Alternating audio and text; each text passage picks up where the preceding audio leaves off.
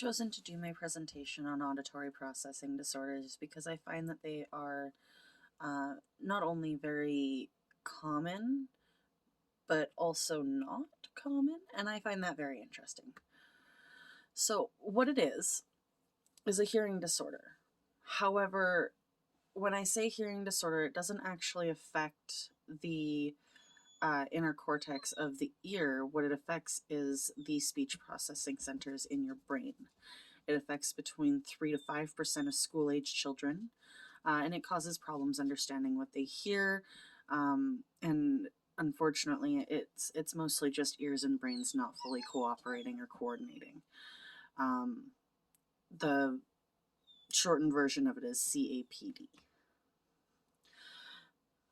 How does it happen? The cause of CAPD may be genetic, as well as associated with trauma at birth and middle ear infections resulting in temporary hearing loss.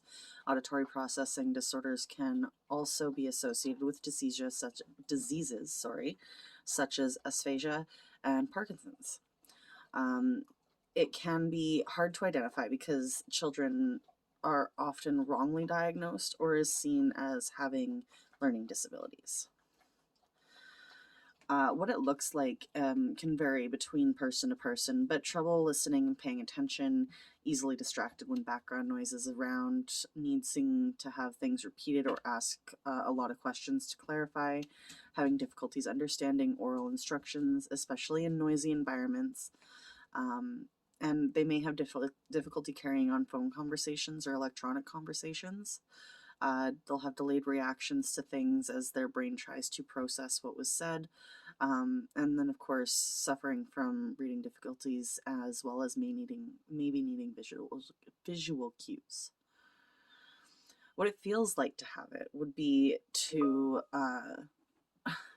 have a person struggle, having a person who's speaking to you sound muddled. All the sounds can come together and just kind of form a blob in your brain. Like I said before, speech processing centers of the brain are unable to distinguish one speech sound from another. Hearing can be normal, like your ears can still have a normal hearing function, and there will still be difficulties understanding speech.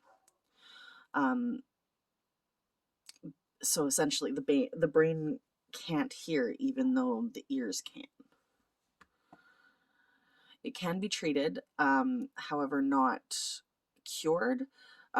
So most people don't experience much benefit from hearing aids. However, assistive devices like FM equipment has shown to aid some people in their hearing problems, along with auditive training programs. They may also be beneficial for some people. It is comorbid with quite a few different things, obviously ADHD, ASD, as well as language impairment and learning disabilities. It also may lead to difficulties in language learning and communication. It can exist on its own as well as with a number of other disorders or disabilities. And I cannot pronounce the word, but this